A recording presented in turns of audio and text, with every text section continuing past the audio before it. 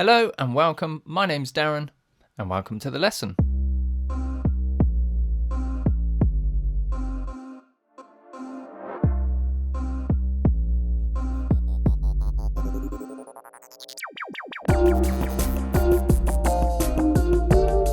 Welcome to the video. Number 2. The follow-up to our look at using the Remix tool and breaking down the whole plugin. In this video though, we're going to actually look at using it in the context of a whole mix, making your drums more interesting, creating risers, and also where you can have the most fun using it on vocals to create some really interesting effects, and also using it in combination with bounce in place, because that's where you can get really creative and actually further enhance the Remix Effects plugin by bouncing out the stuff that you create and putting it into audio. There is also 2 really cool that you must not share with anyone. One on drums and one on vocals, and they are coming up in the video. So stick around, there's some great stuff. Let's start off with the drums. One of the reasons why I think the Remix tool is great is because you can bounce them in place and you can then further process that remixed sound into an instrument or a percussive sound or anything you like. Now I've got that here. So this is from our Sean lyric where we have our vocals. And what I've done, I rendered a small part of that out. And I have imported them into the Quick Sampler. Now I've not really done anything here. I've put some fades in and out because really all I want to do is get this percussive sound in there, and I've put a slight attack. Now the reason why I've done this is because it's going to create a bit of interest and movement to the actual drum parts.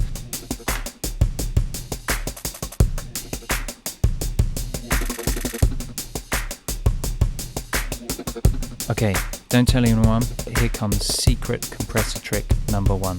Okay, well it's not a secret compressor trick, it's just a good way of getting your drums to sound really punchy. When the main beat drops, I've used Drum Kit Designer and I've just gone for the Motown Revisited kit, but I wanted to make it sort of kind of as big and almost sort of roomy as possible. Now the way I've done that is used a little trick from the compressor. The model is the classic VCA. It was a compressor famous for being used on kick drums and basses and not having particularly many dials. You can see here we've just really got threshold, ratio and a makeup gain. When you increase the threshold and the ratio, the more you increase those dials, the more it compresses. What it does is it almost retains the transient. Because there's no attack and release, the attack and release is automatic, you get this nice thwack at the start. Hit the threshold quite hard, have a high ratio, and you'll get a really nice thwack, but you'll also get that compression that will bring the mix or bring the sound further forward.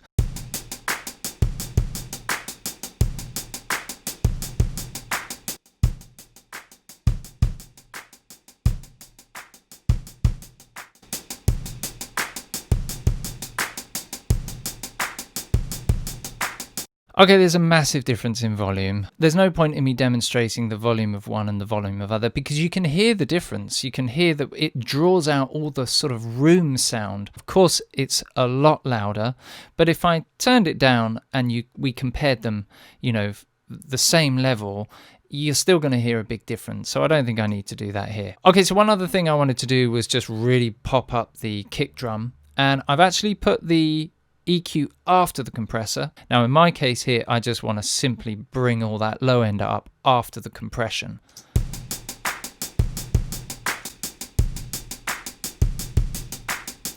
Now what happens here is I'm actually bringing out the thwack even more from the compressor and the actual kit sound itself.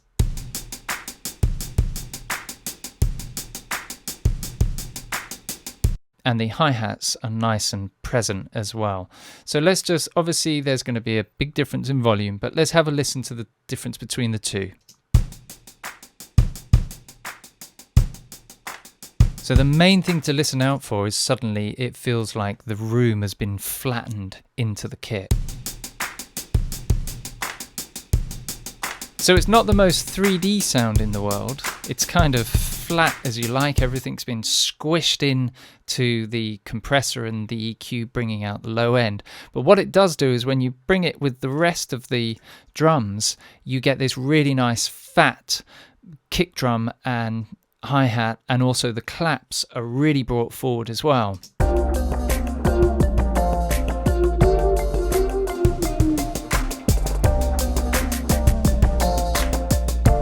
So that's the reason why I wanted to show you those. Great little trick from the DBX Style 160 compressor. The more you increase the threshold, the more it will compress, but the more you'll get that transient hit will be retained. With a lot of compressors, you will lose that kick drum. Okay, so the remix tool can be really useful in creating risers. There's loads of stock risers out there. Some are amazing, some are terrible, but why not have fun creating your own sounds and your own risers with the remix tool?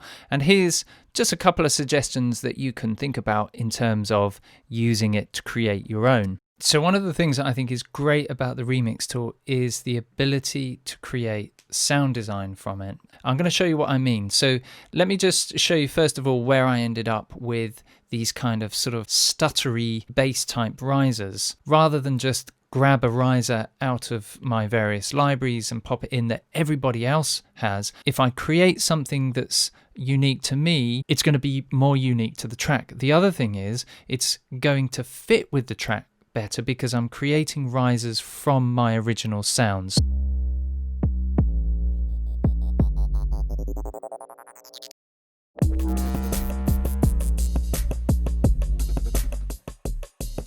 Okay, there's a couple of things going on. You can hear that we've got the risers, the stutter, the filtering, and so on and so forth. But you'll also hear that it cuts out. Now, all I did there is because there's a sound that comes in just at this point. So I've got the volume automation rising up, but just at the point where another sound comes in, I've automated the volume of the risers to cut out completely. Now, the reason why I did that is I could have left them. In terms of the arrangement, I think it sounds more interesting having these sounds cut out completely. Now, all I did was this. I took this first bass note, this one here, taken that note there, mute this, mute that, and click on that, and then bounce in place. So there's our bounced in place sample. Now you'll notice here this one is very long, so all I did was hold down Alt and drag it out, make it a bit longer, copy this over, so I've got two parts because I'm creating a riser. Go to the region inspector here, click reverse, and it's reversed. Zoom in, and I can put a crossfade on this. I usually sort of shorten these types of things. Put a fade on, and then change the fade to speeding up, so we automatically get a riser.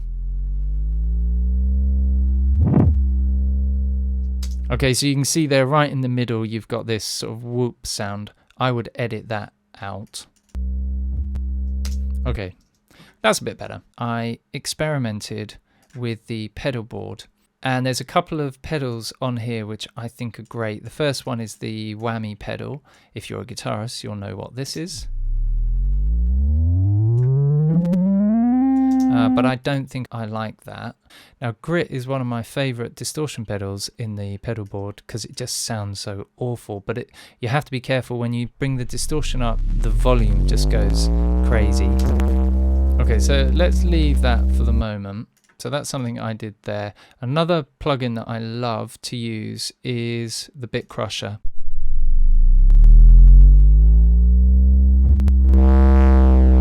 So the next thing to do is bring in the remix effects. Stick it in latch mode.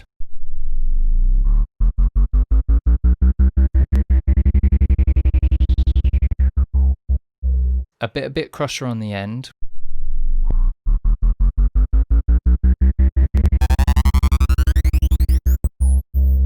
And then the filter can help to really squeeze the sound up. What you might then want to do is add some volume automation just to help smooth off the end. You could then rebounce that out if you didn't want to use the automation, and you've got your full sound. So that's how I went about creating a riser. Now for the keys, I didn't really use any remix effects, but I did use it on this kind of quick sample pluck sound.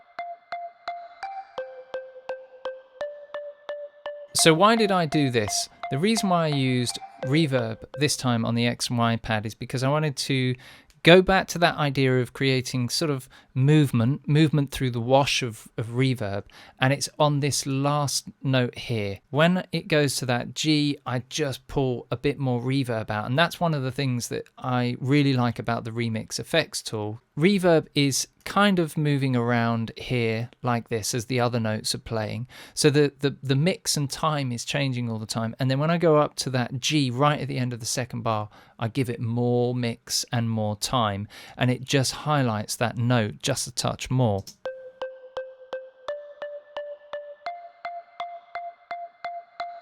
Okay, so let's now take a look at using the Remix plugin on vocals. This is where you can really create some interesting effects and take a vocal part to a whole new dimension. Tell me what you are gonna do.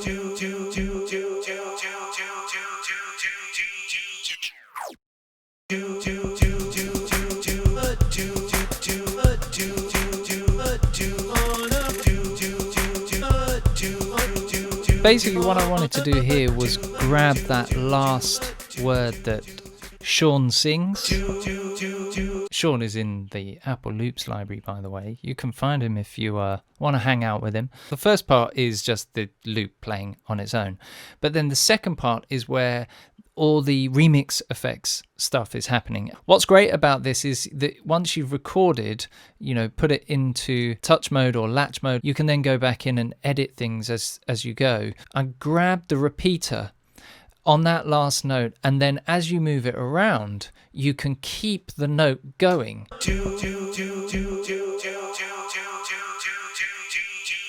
Where you have the longer notes, it will repeat the lyric, so you can get some really interesting rhythms and lines going on. It's not a complex plugin, it's so easy to use, and I think that's the great thing about this. Where this comes into its own, you can then bounce in place the part that you created with all the automated remix effects tools, and it renders. You can see it's rendering the entire section that I created, even though the loop ends here, because I held on to the repeater all the way through. Now what's cool about this is I can now go in and just edit parts out, or take bits that I like and then copy them over. I can go in and edit further. So by actually using the remix tool to be creative, I can be even more creative and shape and hone the ideas even more. I'm not happy with the way this starts and then continues all the way through. I think it needs a bit of space in between. So what I've done here is I've duplicated just this part here. So these two parts are exactly the same, but I've added the Antares Autotune EFX, and I've just got this minor third up preset in there, and that creates this interesting sort of warping effect as it changes over. And you can see that I've got this fading in, this fading out, and then right on the end I've done the same again. The original comes back in while the Antares one fades out. Now this works really nicely with the drop. Tell me what you are gonna do.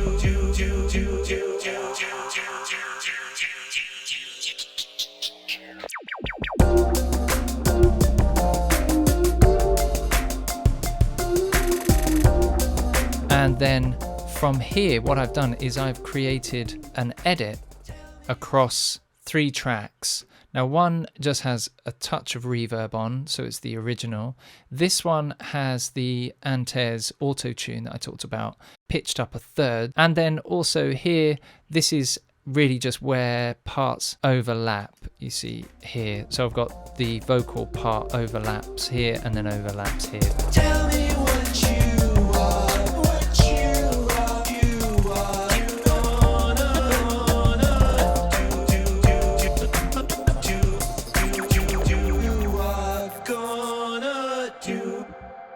So nothing to do with the Remix effects tool, but I just want to show you a couple of quick tips that you can think about in terms of using processing plugins on a vocal. So one of the things that I've done here for the vocal part to make it stand out a little bit more is an unusual trick. In fact, this is a trick that you can do with a specific piece of hardware called the Manley E-Lock, where you can place a limiter before the compressor. That sounds like madness and is the type of thing that you would never normally do. Place a limiter before a compressor? That's, why would you limit something and then compress it? Because you're already compressing it really hard. Now, the reason why you would do this is ordinarily with opto compressors. You wouldn't need to do this with a VCA or a FET because they are very, very fast. Opto compressors, by their nature, because it's a bulb that glows brighter in the hardware version, it takes longer to wake up. It doesn't react quite as quick as a VCA or a FET. So something you can try out, you only need to limit subtly, is placing the limiter before your compressor.